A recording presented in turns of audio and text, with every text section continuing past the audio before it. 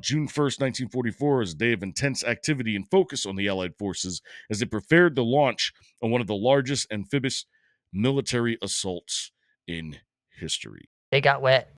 They got wet.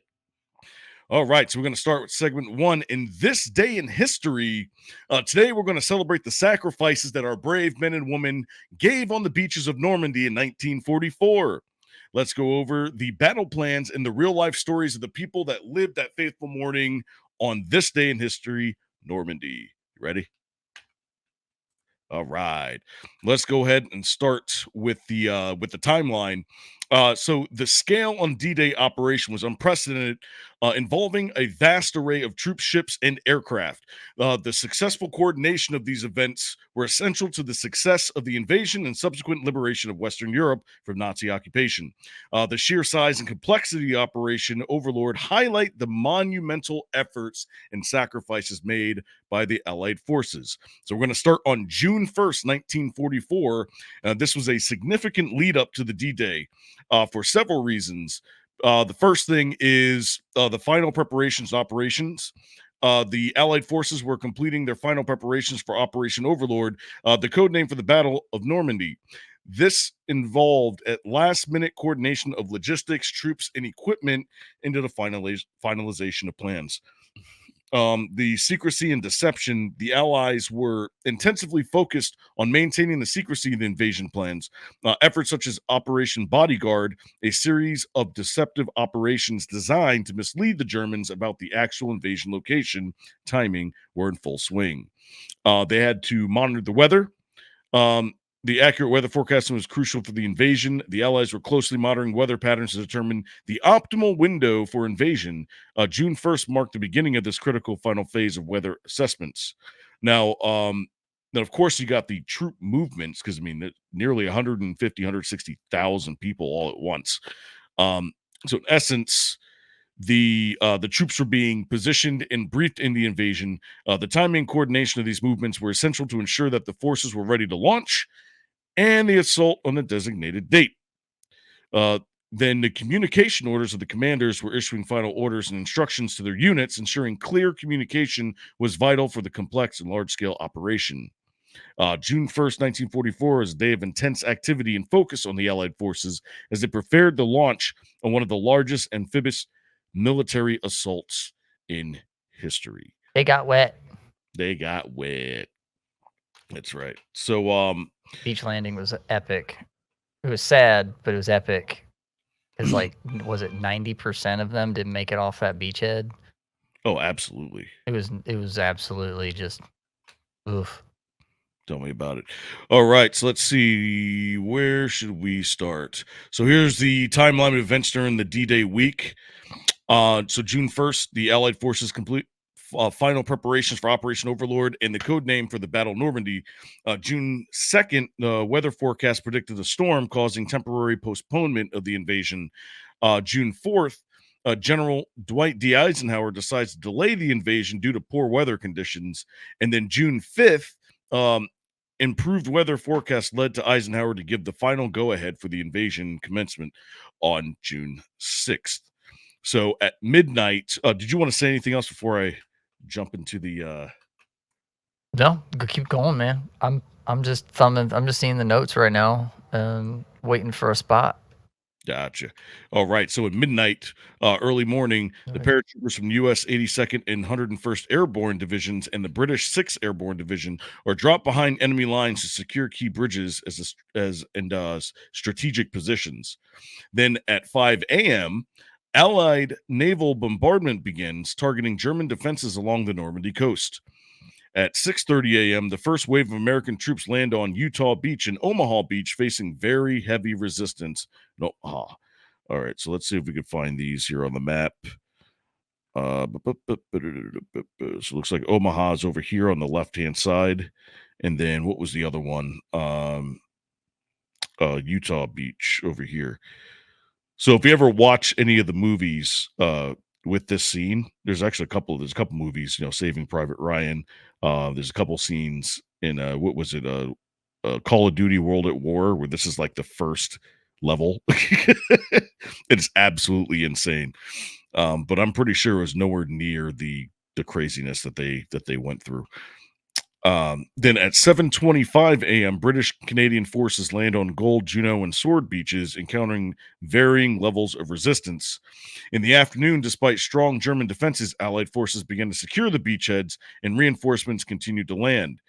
By the evening time and nightfall, the Allies had established a foothold in Normandy, although with significant casualties. All right, let's move on to June 7th. This is with the consolidation and expansion on the beach. Allied forces continued to consolidate their positions on the beaches and push inland, forcing the fierce German counterattacks. All right. Then the town of Carrington becomes a key objective for American forces to link Utah and Omaha beaches. The British and Canadians worked to secure Caen, a strategic objective inland from Sword Beach. Then we move on to June 8th to the 10th, and this was the actual Battle of Normandy. The port of Schoenberg becomes a primary objective for the American forces to secure supplies and reinforcements. June 9th, the Allied continue to face strong German resistance in hedgerow country, which complicates their advance. And then in June 10th, the Allied forces make slow but steady progress with significant efforts to secure key towns and crossroads. Let's see. Then we got June 11th through 12th. June 11th, the town of Carrington is captured by American forces, successfully linking Utah and Omaha beaches. And then June 12th, Allied forces established a continuous front line in Normandy, paving the way for further operations and liberate France. So I'm guessing throughout this period, the Allied forces faced a lot of strong resistance from the German forces, but their superior numbers and air power and naval support enabled them to gradually secure the beachheads and prepare for liberation of France. Yeah, and the other thing to remember is that we over prepared for this war. Hitler's propaganda was so good that that we thought we were going to be walking into, no matter where we hit them, it was going to be completely just destroyed. We were going to face resistance at every step of the way. The crazy thing is that he was stretched thin. A lot of these positions, even after the beach landing, one of the things that they did was, instead of shoring up key choke points throughout their territory that the Germans occupied, they stretched their manufacturing capacity to where they were building concrete barriers. They're basically building walls. They all the way from one end to the other at certain points to try to keep our advancements out. But guess what we did?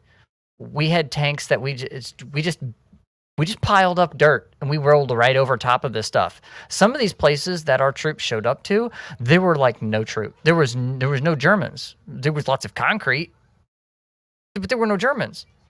Like this was a nasty battle here, but this battle we won because they had troops spread out. If they had concentrated at the main ports and done the smart thing, we'd have had a heck of a lot more difficult time. And if you notice on this map, how many flags are American versus how many are British and Canadian, right? They covered a much wider area than we did. Yeah, we supplied a lot of manufacturing. We supplied planes. We supplied tanks. The Shermans were basically the workhorse of the war after the beach landing. Yeah, but taking that front, it wasn't easy, but Hitler made mistakes. The Germans made mistakes. They were not only were they stretched thin because they had such a wide area, but they were stretched thin because that's why they went to war in the first place. They had to take. That's why he went into Poland. He had to go and take more land and subjugate more people and siphon off their resources in order to get what he needed, which was more people working in these camps, building firearms and machines and things, which bit him in the backside in Czechoslovakia, because those guys, they took the Mausers that they were building for the Germans, and they messed with the sights, so they shot crooked. Yeah, they did. And this is that famous saying, the war on two fronts, which is part of the reason why, Germany, suffered as many casualties as they did because they didn't have as much backup as they really needed, especially uh, especially here because what happens is when you have that many forces jumping in at once, you're not just depleting what they have, but they also had to backtrack back into France, and it was a long time before they even had any help uh, uh, to back them up. And by that time, we'd already taken so much land. This war was air, it was land. It wasn't as much sea after this, but it was mostly air and land. And they put up a heck of a fight. Their artillery, like the hedgerow thing you mentioned, that was that was German panzers hiding in the trees and the bushes and stuff, and that was tank to tank warfare. Um, it was a rough go. Our guys did not have it easy, but they had a mission and they accomplished it with the help of our allies and liberated France.